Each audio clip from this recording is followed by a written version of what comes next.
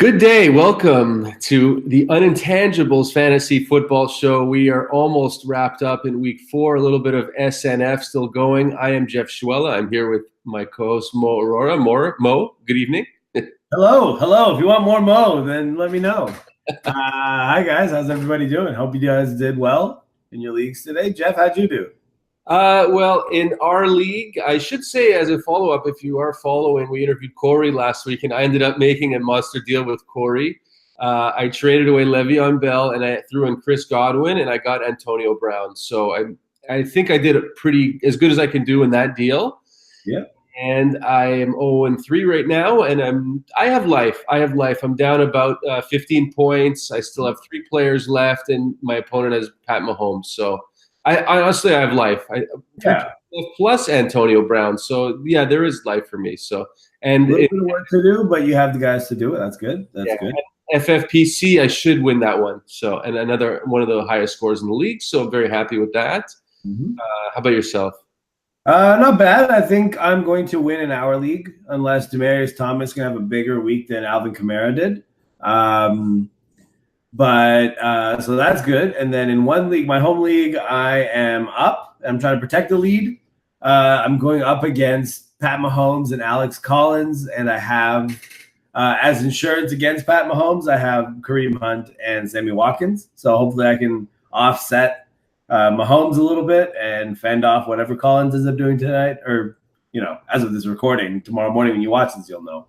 But yeah, and then in another league, it's funny because I'm playing against Mahomes and Collins in one league, and then I have both of them in another. So it's like, okay, well.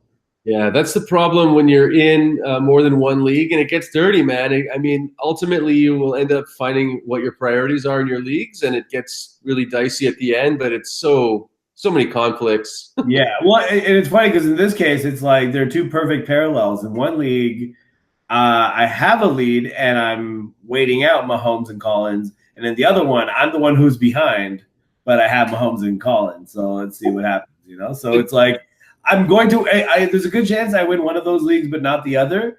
There's some chance that I can lose both, and there's very little chance that I can win both. So I'm probably looking at going 2-1 this week. So how does this impact your fantasy fun factor? Because we play this ultimately because it's fun. So where do you stand in the fun factor in these situations here? It's a bit confusing because it's like, yeah, like you do get you get consolation. If you lose one league, you win another and blah, blah, blah. But the thing is, I do have priorities for which leagues I want to do well in, right? And so like tonight, my home league and my third most recent addition to my portfolio, if you will. And I very clearly want to win in my home league first. Even if it means losing in this new league, with all due respect, I want to win in that league too. But you know what I mean. And it's like, all right, well, fine. I don't know. It's good. It's fine. There's 3 teams I can be happy about or not. So, we'll see. Yeah, it's confusing. That's how I feel. It's confusing. Well, you're gonna have to help me out. I did see the 1-4 red zone games, so I did see some of that stuff, but I missed the 4-7. I was performing. I had a stand-up show, and I just got back, so I missed most of the Steeler-Raven game here. So, I mean, I do have some takeaways for sure, but you want to start with your first takeaway from today? Oh, you can go ahead if you want, but I can too. Well, I guess the only thing that I've come to realize is that none of this, I mean, you can never tell, man. I don't care how many experts you listen to during the week. We know nothing, man. We absolutely know nothing. And there's so many examples of today's activity we can go through where experts are low on these guys, tell them to sit, and they go off, and vice versa too. Like who? The first guy I can think of is probably Amari Cooper, right off the top of my head. I didn't play him. I started Aaron Jones, and I was happy with him. But Amari Cooper had a tough matchup against Denzel Ward on Cleveland, and he was pretty low in the rankings. Mm-hmm. And he ended up going off, man. He had a pretty solid game. Yeah. So if you're an Amari Cooper owner, I think, honestly, he's probably in the top 5 most frustrating players to own in fantasy football. Oh, absolutely. Without question, I'm sure.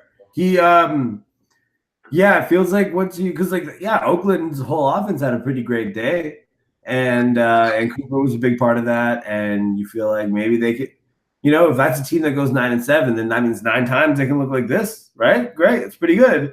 But I feel like once you believe in Cooper is when he lets you down, when he drops a pass, when he does, I don't know, it's hard. But what else are you gonna do, right? Because there aren't as many wide receivers as there are out there. Most of them are not capable of being as good as we've seen Cooper is capable of being. And I feel like you got to give yourself a chance when there are so many pretty good wide receivers. You got to give yourself a chance at a great one, So you got to stick with them.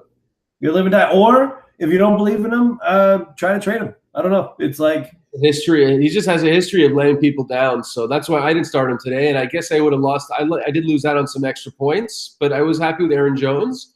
It looks like if you look at the box score that he is the guy to own in the Green Bay back. Yeah, he was today. I think Williams started, but Jones same amount of carries. I think they both had 11 carries, and I think Aaron Jones just did more with his carries, and he looked better too. That's right. 11 for 65 and a touchdown, and a catch for 17 yards for Aaron Jones. Jamal Williams 11 for 27, and no catches that I see. And yeah, Jones clearly looked better. And I think if he is better, which he looked like it last year, looked like it today, I mean, I don't see why not. If you have Jones, you might have a viable guy you can start. And also the 49ers put up tons of points today. They did okay. Yeah, they did okay. No one started their Niners. Nobody started their 49ers. No, I don't think so. But I mean, I think people started Kittle, and Kittle went off. Yeah. That's probably, it's fair to say is for how low the expectations were of the Niners, like whatever expectations there were entirely met because 99% of the people that started 49ers today started Kittle before anybody else, Maybe a few Breedas in there, but like everybody who believed in San Francisco enough to start Kittle was rewarded. So good for you guys. That's what happens when you have one of only 5 or 6 tight ends who could be any good, But there's just many more guys who the experts didn't have as like going off, and they went off as well. I mean, I do take comfort in a couple of guys like David Johnson showed a little more life today. Mm-hmm. Yeah, that is good. Ezekiel Elliott. Funny though, David Johnson showed a little bit more life today, just in time for us to see those first round running backs. It's been kind of hit or miss so far, right? Where like Bell owners have suffered, DJ owners have suffered. I would say guys who drafted Barkley maybe wish they took Kamara. Guys who took Hunt maybe wish they took Gordon. Fournette and Cook haven't worked out that great. But the ones who have, Gurley, Zeke, Kamara, have been it's like having 2 players in your lineup. It's amazing. Yeah. Crazy. And Melvin Gordon too. Melvin Gordon is also Melvin Gordon relative to his position. Yeah, absolutely. Those guys, this is what you want when you try to get a running back, man. Also, everyone, Eli Manning, that Saints-Giants game did not end up being the high-scoring game that everyone thought it was going to be. Yeah. There were just, I feel like there were a lot of situations where the opposite actually happened. I'm just trying to think of other games offhand right now, but Jake Seeley tweeted a nice little list there. By the way, we should mention that Evan Silva did respond to one of our tweets. Yeah, that's right. Shout out. Thank you, Evan Silva, for that. I notice you noticing us. Thank you. But he made a little list of players to panic on, and I definitely agree with their list. I mean, he added, he said Kenyon Drake. I know he had Jordan Howard on the list. I'm trying to think of some of the other guys he must have had here, but I don't know. I'll tell you, I'm starting to panic a little bit about Derrick Henry. As you should. Yeah. Well, like I said, right, because in one of my leagues, it's shallow enough. I have other running backs. I'm fine.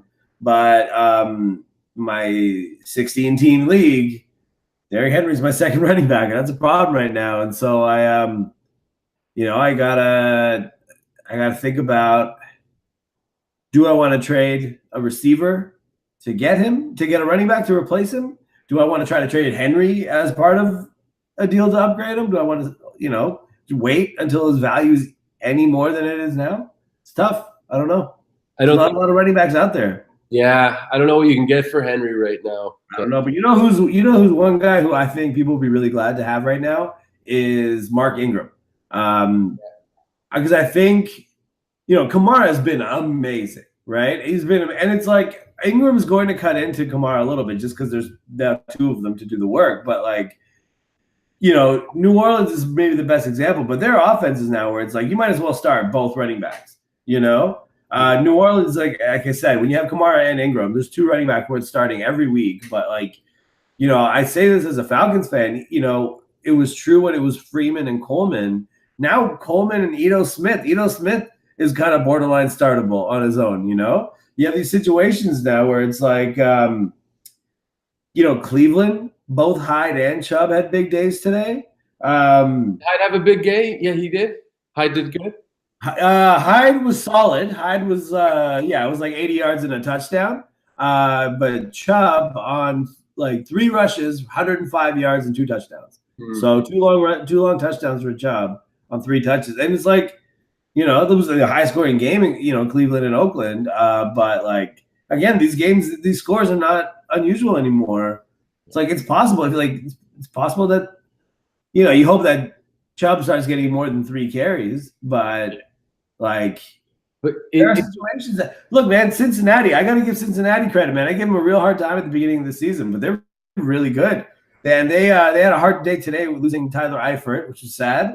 John Ross also got a little bit banged up on his touchdown, so like they battled hard to win the game today. But like, AJ Green, Tyler Boyd, John Ross, they're all startable. Yeah, they're all really in consideration. Like, there are situations I think that are good, and you want a piece of them. The Rams we saw. Like, this feels like it's more of a crapshoot now more than ever. I mean, like you said, so the big 4 in draft season was DJ, Zeke, Gurley, and Bell, and now it's probably, like you said, Gurley, Zeke, Gordon, and Kamara. After that, Gordon would be 4th on that list, right? Sure. Yeah. And after that, you don't really have. There's no one else who joins that tier. Maybe there's another tier with Barkley on it because he's been pretty good. He's been pretty good, yeah. Not elite, but he's been pretty good. But then, like, Jordan Howard was ranked in 6th, 7th, or 8th in Fantasy Pros this week. Mm-hmm. And Tariq Cohen was the man. I mean, obviously no one can see when that comes, but I think after Gurley, Zeke, Kamara, and Gordon, I think the next running back that whoever drafted is happy they drafted is Christian McCaffrey. Yeah, I'd say McCaffrey is the next person. Yeah, because like I think people who drafted McCaffrey, even as a first running back, like in a bigger league, let's say, they're happier having Christian McCaffrey than the people who drafted Barkley have Barkley. How did Beckham do today? Do you have it in front of you? Beckham had a tough day. Let me see. I guess they had Marshall. They had Lattimore on him. Yeah, they did.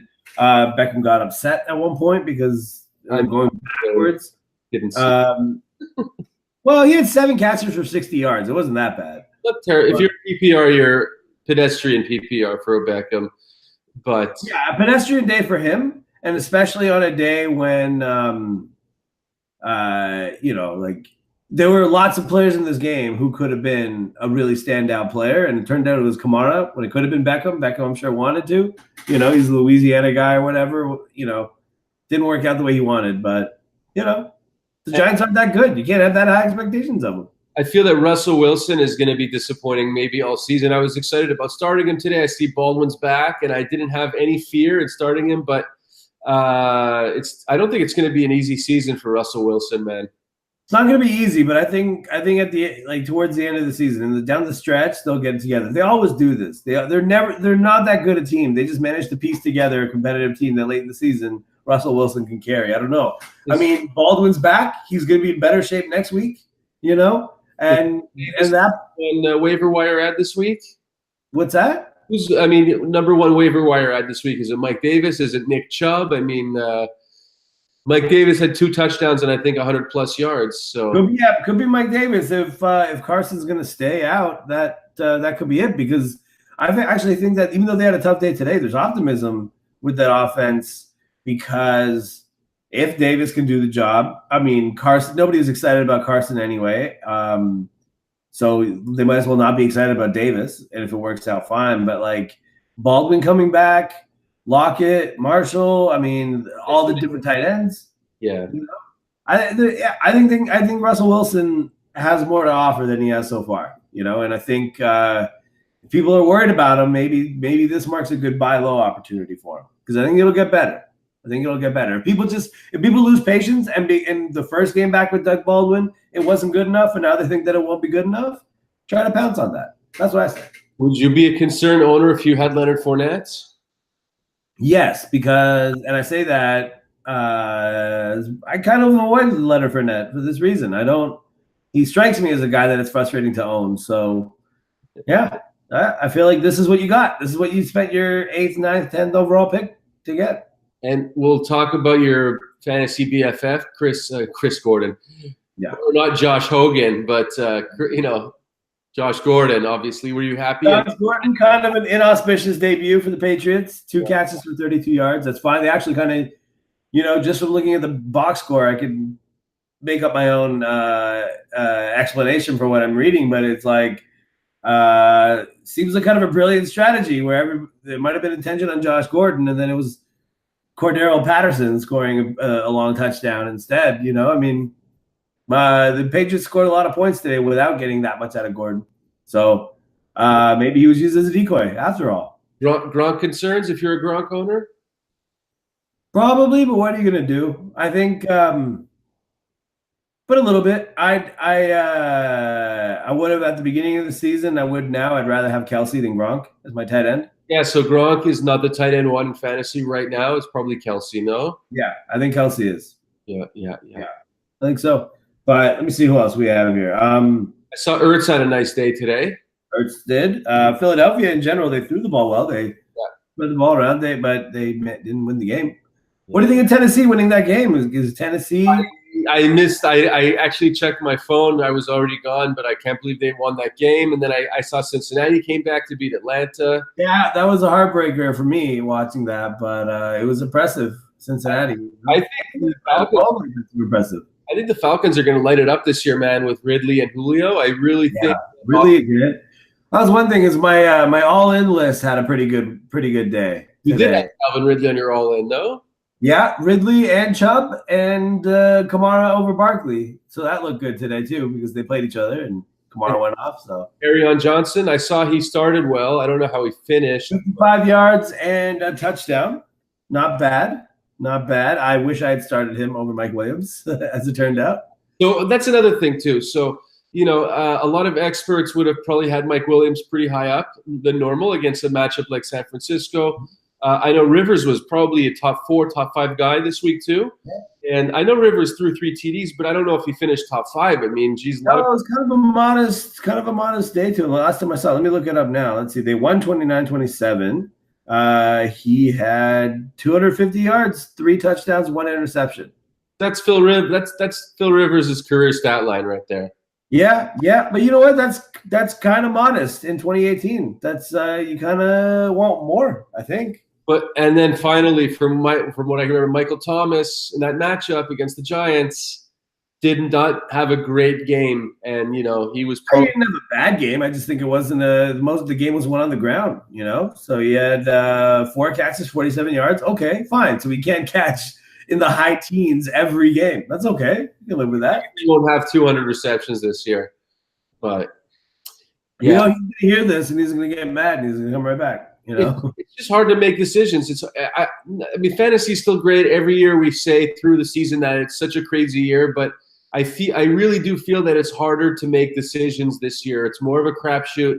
Like Chris Harris says on his podcast a lot lately, that wide receiver 3, there's like 30 guys to choose from, and like even wide receiver 2, there's like. Excuse me, Chris Harris says that. I've been saying this whole time. Jeez, do you even watch the show? I am watching the show. I'm recording the show. And I'm editing the show, so I definitely heard that. Well, maybe not give Chris Harris credit for things that we've been saying on our show. But go on, your point. Yeah, more Mo. That's why we need more Mo. But just with the running backs, obviously the tight end is a crapshoot. RB1 is even a crapshoot after the first 5 dudes. It's like, is there skill to this game now to fantasy football, or is it? I feel like even more luck is in play now. Honestly, it's crazy. You know, it's funny because I feel like I'm no man. I feel like I feel like it's we overcomplicate it. I feel like it's as simple as it ever was, but we don't understand like, oh, like the fact that like, you know, PPR and just like there's points all over the place. And now like people are like, oh wow, PPR, that makes wide receivers more valuable. No, it doesn't. It makes them less valuable because everybody now gets more points, you know? And it's like we responded wrong to that, you know? And it's like the idea of drafting running back early, it's not necessarily just so you can have running back early, putting all your hopes on your first round running back, is because it's easier to have 6 good running backs if you start by drafting running backs early and often, you know? And it's like you can't draft anybody and assume that they're going to work out and that you're going to have them all year. You have to be prepared to lose everyone on your team. And that's like, if you manage it from like a overall perspective like that, I think you can weather all the ups and downs, you know? But the problem is we put too much stock in one individual player, and then we don't allow for that guy to have a slump or to get hurt for a couple of games or whatever. I will say it felt good today because I do play in that FFPC league, which is PPR. And I had 4 running backs that I started in this league this week. And both of my flex spots were running backs. I had Gio, I had Sony Michel, I had David Johnson, and I had Marshawn Lynch, and I was fine. And I'm gonna win, and I might even have the highest total of the week. So yeah.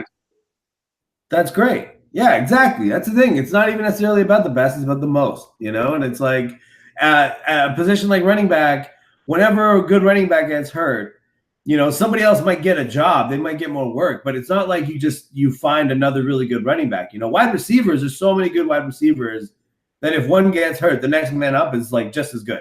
But when you lose a good running back, there's just fewer running backs. When you lose a good tight end, there's just fewer tight ends. So it's like it's really important to have like really cover those positions, you know? Final thoughts, or that's a good way to I like our little rant here at the end. You want the news? Yeah. Guys, you need to listen to us, man. We're making sense. We keep make sense. More and more right every week. We're good. And Jeff, stop giving other people credit for our content. True. I got to stop going to Chris Harris. I should be going to more Mo.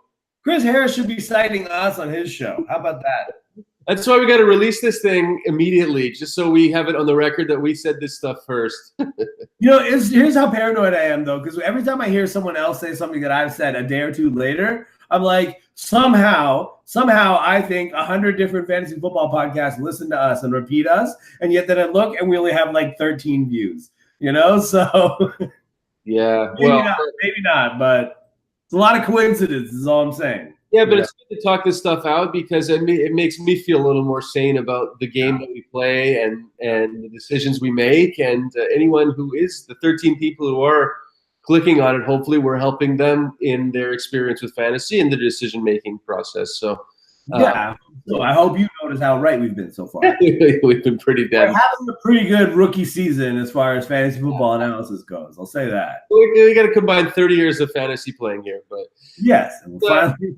see what happens. But I think I'm done for now. But we will be back in a couple days. And Mo, would you mind taking us out? Thank you very much for joining us on the Unintangibles. We hope you enjoyed the show. We'll be back later this week. Hope to see you then.